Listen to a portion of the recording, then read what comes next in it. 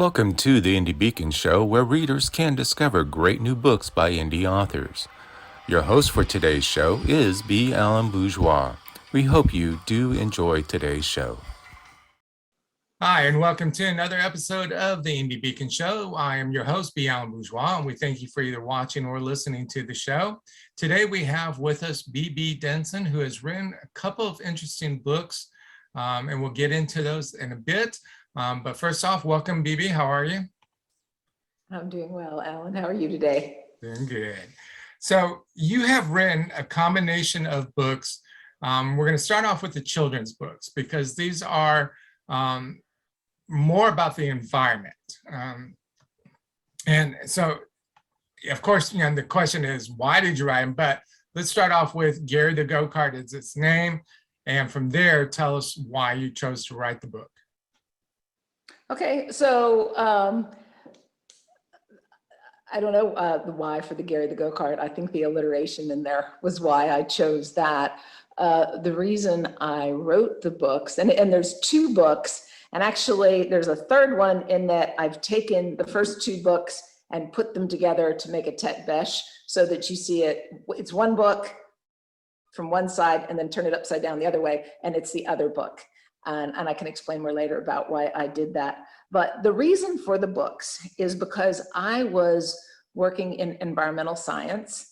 I started out, I was a big fan of the whole clean energy thing, and I would have arguments with my husband, who was an oil and gas guy. I was working in environmental science, and we were cleaning up the mess, and I'm going, oh, you just don't like that stuff because you're oil and gas. And he'd say, you're wrong about that stuff. It's really bad for the environment. Oil and gas is the way to go. I'm like, oh, you're just saying that because you've always worked in that. And I didn't believe him. And I actually had worked in oil and gas many years ago also. And I'm pretty stubborn, and it takes an awful lot to change my mind. I was part of the clean energy network. I was all into electric cars, and we would just go head to head on that all the time. And then I worked in environmental science for 7.5 years. And I spent 7.5 years going to conferences, talking to people, working in environmental science, and working in all sorts of different aspects of energy production. And over time, I mean, my hard head, finally, stuff started like going, you keep hearing the same things over and over again, and you've seen a lot of data. And I'm really by nature pretty cynical. And I had to see data coming from people that I felt were disinterested third parties. Like there were a bunch of retired astronauts from NASA, super smart guys, and they were all upset about the whole carbon capture and all the concern about carbon causing climate change, and that man-made catastrophic climate change just isn't a thing. And I just heard it from so many sources, and it took just volumes of data and me sitting through so many presentations and seeing so much by people that are in environmental science. And everybody I worked with in environmental science cares deeply about the environment. The difference is what we think it takes to have a clean environment. Like, I'm all for not polluting anything. I just no longer believe that a lot of these regulations that are meant to reduce our carbon are actually going to make life in this world better and cleaner and safer. And so that was why I wrote my books. That was a long answer, wasn't it? But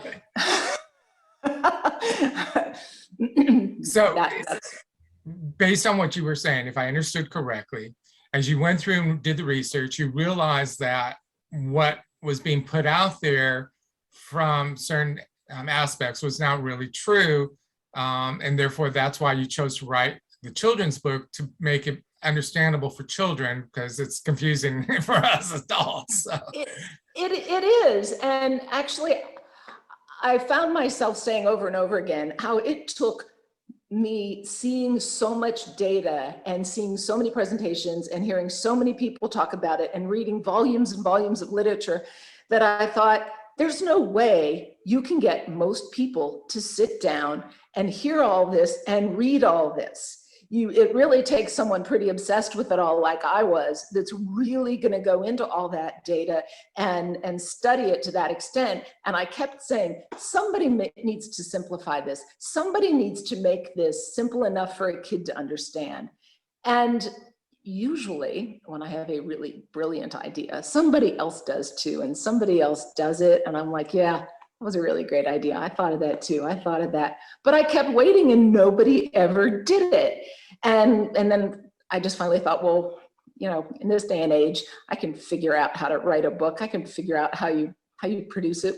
How does all this work? So then I went down the path of trying to figure out how to make my book. So to make my point, but make it simple enough for a kid to understand. But I also actually have in the back of each of those books, I have a section I call For the Adult in the Room. And I have some quotes and some data by some of the people that really impressive people that have were the reason that I changed my mind, really. So. So you have two books. One is Gary the Go-Kart Comes Out of the Closet. The other one is Winds Blows. So which was the first one? So the first one was Gary the Go-Kart Wind Blows. And the second one, actually, it's Gary the Go-Kart Carbon Comes Out of the Closet. And the reason it's not Gary the Go-Kart doing it, it was me, because I felt like I knew when I said I didn't believe in man-made catastrophic climate change. I just knew that there were going to be people vilifying me, as they do. I mean, I had people write nasty things about my books that never even read my books. They just saw the title and they just say, oh, well, this is oil and gas propaganda. But anyways, that was the reason I wrote my books. All right, so the first one, Carbon Comes Out of the Closet. Give us Wind Blows. Wind Blows is the first one, sorry. Okay, yes. Wind Blows. Give us a rough concept of what that story is about for the kids. Sure, it is about a go-kart who knows that he needs energy and he investigates what the best way is to do it. So he looks at oil and gas and he looks at wind energy, and then he realizes if he's really going to be a good go-kart that he needs to go with the wind energy because it is reliable and because it's better for the environment. Now, interesting enough, when you say wind energy, a lot of people are automatically thinking of the turbines, the wind-powered turbines and stuff, but this is a go-kart. So how does that actually relate? Is it plugging into something? What? So what it is, I use pinwheels as the wind turbines in the book. And he goes to the land where the windmills are and wants to see what the story is. And when he happened to go there at a time when the wind isn't blowing, and he finds out that wind is unreliable. It only works when it's windy. And then he also sees the birds flying away and he wants to know why. And they say they scare him.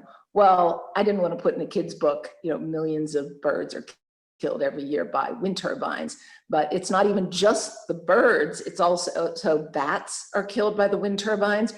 What happens is when a wind turbine is spinning, it's just like an airplane. There's super high pressure on the bottom of an airplane wing and super low pressure on the top. And that's why an airplane lifts up, right? Low pressure under it, low pressure above it and high pressure underneath. And the same thing happens when a wind turbine is turning. On one side of the turbine, it's super low, and on the other side, it's super fast.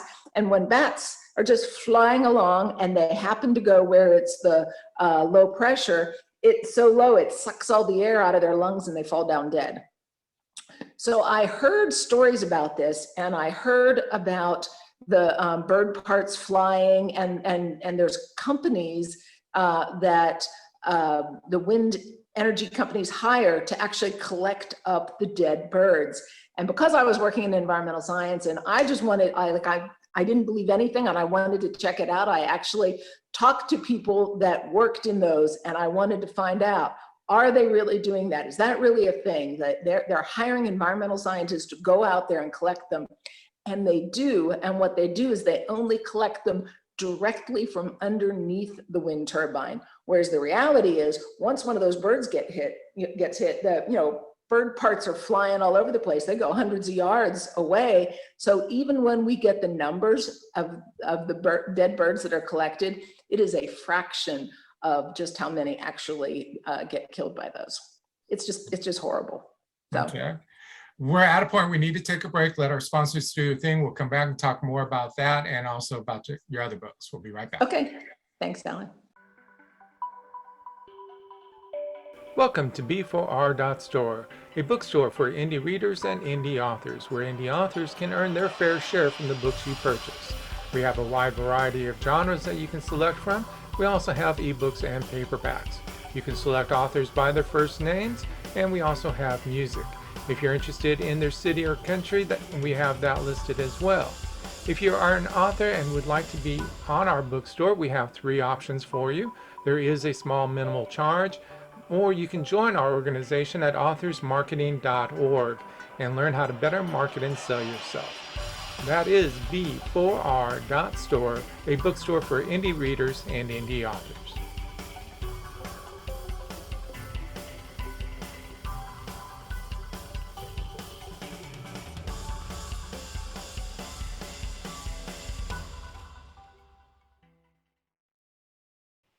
Hi, I'm Charles Brakefield. And I'm Rox Berkey. Together, we write as Brakefield and Berkey. Our techno-thriller series is 12 books strong, with book 13, The Enigma Tracer, planned for 2022. Techno-thrillers are the cyber good guys versus today's darknet thugs. We added our series prelude, Out of Poland, a 1939 historical novella, in 2021. We also have 8 short stories available in family and women's contemporary genres, with more planned for 2022. Please visit our website, enigmaseries.com, to learn more about why we say technology is today's weapon of choice. Thank you. Welcome to the Indie Beacon Show, where readers can discover great new books by indie authors. Your host for today's show is B Alan Bourgeois. We hope you do enjoy today's show. Welcome back. This is your host, B Alan Bourgeois. You are either watching or listening to the Indie Beacon Show, and we greatly appreciate that. Today, we have been talking with B B Denson, who has several books out. The first ones we're talking about are her children's book. We were just talking about Gary the Go-Kart Wind Blows. And you brought up the aspect of the wind turbines and stuff like that. But in the second book, you bring up carbon, and it's actually Gary the Go-Kart, carbon comes out of the closet. So explain that for us. So the reason I wrote that one is because, again, after just seeing an awful lot of presentations on carbon throughout the millennia, I came to agree with many environmental scientists that the whole carbon argument is really all about politics and money and power, and it's not really about the environment. So the world has always been evolving, right, over billions of years. And if you look at like hundreds of millions of years ago, we had an enormous amount of carbon in the atmosphere here. And this was before I probably say lichen, the things that eat away at organic material. Before they had evolved, there were trees on the planet, and when they died, the trees would just fall down and just be there, because nothing had developed yet that would decompose them. And so that is how the carbon just kept coming out of the atmosphere, because the trees would absorb the carbon, and they would end up underground eventually as they were being buried. And that is, for example, how we got coal. So over millennia, this happening, the level of carbon on the planet in the atmosphere just kept coming down. And then lichen had evolved, and now the carbon level has kind of somewhat stabilized relative to how high it had been back, hundreds of millions of years ago. But it's still changing. It's always been changing. When you look at the history of the world, anybody that's paid any attention in science class in elementary school, about the plates moving on the planet and everything. It is always changing, always has been, and it takes a tremendous amount of, what's the word, hubris, to believe that we should continue to keep it in exactly the state it was in 1972 or something, when people start seeing that, oh, this is changing or that's changing a little bit. Now, having said that, I will say that there are certain aspects of the environment that are definitely affected by humans. I think we should not be polluting ever. I would be a huge, strong supporter of anything to keep us from polluting. I just don't want to conflate that with saying that we're going to have catastrophic climate change unless we, capture all this carbon. So that was why I wrote that book. And I tried to take that, I just gave kind of a more technical version of it. So I made it a really simple thing in my book, where in the book, Gary is told that he has to buy a gizmo to take his carbon, and it costs a lot of money. And he tries to figure out, why do I need to do this?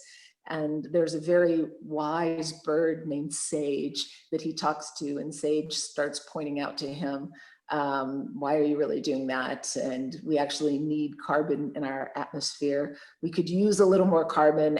When they have seen the carbon levels go up, actually it greens the planet, plants grow better. You can visually see that from satellites and things will show. You can see where places and times when the carbon goes up, the planet actually physically greens up. So it's a good thing. And so let me ask you that, since you're saying it's a good thing, is there a bad type of carbon versus a good type of carbon? Oh, of course. Absolutely. Yeah, absolutely. Yeah, I mean, I'm talking carbon dioxide is the good carbon. You don't want carbon monoxide out there, right? Yeah. Okay, so in the general conversation, when people are saying carbon, it's a blanket term that is adding to the confusion from what it sounds like. Oh yeah, absolutely. Yeah. I mean, anything that's going to be polluting the environment, we need to do our best to, try and not make that happen, but to try and capture all carbon. And then the whole scam about when one person, well, they're going to go ahead and they're going to pay for someone else so that they, I can produce carbon so that I'll pay this person and they're not producing carbon.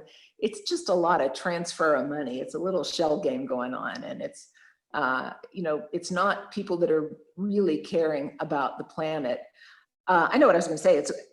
The planet definitely is evolving, and one of the things that people like to point to is how, in Alaska, it has warmed up some, but the thing that's happening is overall, when you look at the planet, Alaska and the North Pole area has gone up a tiny little bit, and yet the South Pole, Antarctica and all that, it's getting colder and the ice is getting thicker and deeper. It's just changing. It just is all just evolving as it does. These books, the children's books we're referring to, what age range are they for? High schoolers. Really? I say that because although it's written, you could read it to a 2-year-old, you could read it to a 3-year-old or a 5-year-old, and they will get it. They will look at the book and they will go, oh, Gary, he's so cute. And look at him trying to be good and be he's a good little go-kart. But the high schoolers are the ones that I would love to see read this more than anything, because what happens is they start learning in junior high school about alternative energies and what they are. And then it's in high school, they start turning them around and teaching them all this carbon stuff that's just not true. And by the time they get off to college, we've lost them, and they just think the way to go is we got to go into wind energy and solar energy, and they just don't even hear this anymore in schools. So have you considered rewriting your books for that age? Well, I've just tried to tell people like try to get a high schooler to read it because it's such a quick read. It doesn't take a lot for them to, focus on it, do it, get it. There are a lot of people that have written some really great books on this subject. I know so many. There's a group called the Carbon Coalition. It's a lot of high-level scientists that have written fantastic books on this. And almost everyone that I know that actually works in environmental science agrees with everything that I have just said to you. It's just by nature, scientists don't want to be confrontational, so they just keep their mouths shut and don't really talk about it. But they'll come to me and kind of say, yeah, that's really great, and I agree with you, but don't tell anyone. I know one who's in Alaska who believes it in the climate change, but then again, it's because he's in Alaska and he's only seeing that, and he's not seeing what's happening everywhere else in the world. Okay. We only have a couple minutes left, and you have one last book that we want to talk about, and that is about Joe Biden. So tell us about that one. Well, I wrote that one when he was being inaugurated because I was just so upset about how things were going then. There are no personal attacks in there. All it is about policy and lack thereof. My book has recently won the International Impact Book Award for Humor, which was pretty exciting. I was pretty excited because I thought pretty much everybody involved in the literary world is very liberal and that they wouldn't catch the humor of my book, but I was thrilled to find out that they did. So I also got the Literary Titan Award, so that was fun too. But I have had most people now that see that book and get the joke, just kind of say it was rather prescient. Is that the word?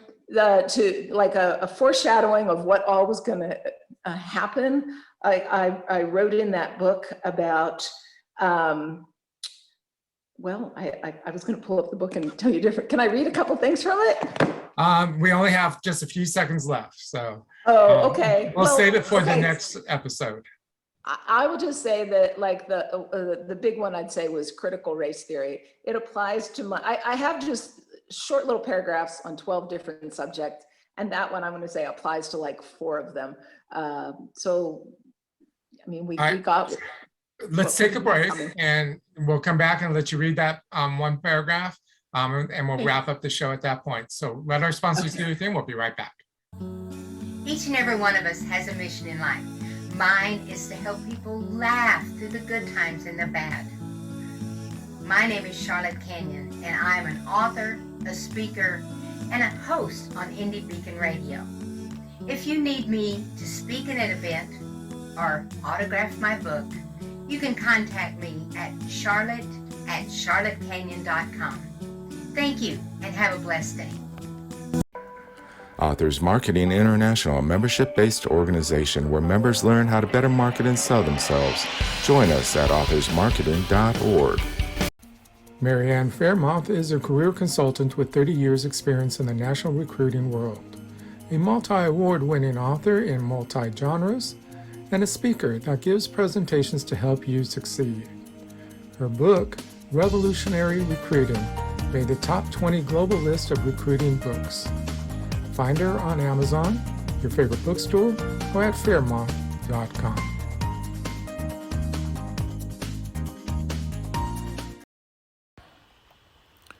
Welcome to the Indie Beacon Show, where readers can discover great new books by indie authors.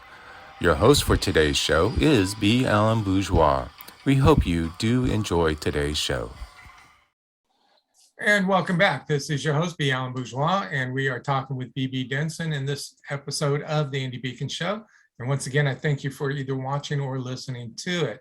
In the last episode or section, we were talking about her book about Joe Biden and his accomplishments or lack of. And so let's get BB back, and she's going to read just one little bit about it, and go for it. Well, in my chapter 17, this will give you some idea of the depth of my book here. Chapter 12 is entitled made Americans proud of the USA again. And under that, the one comment I made is, wouldn't it be nice to have something to list here? And the reason I brought that one up is because the whole critical race theory issue is so divisive right now. And I mean, he billed himself as the president that was going to bring us all together. And it just feels like everything that they're doing is trying to, one, make us hate our own country.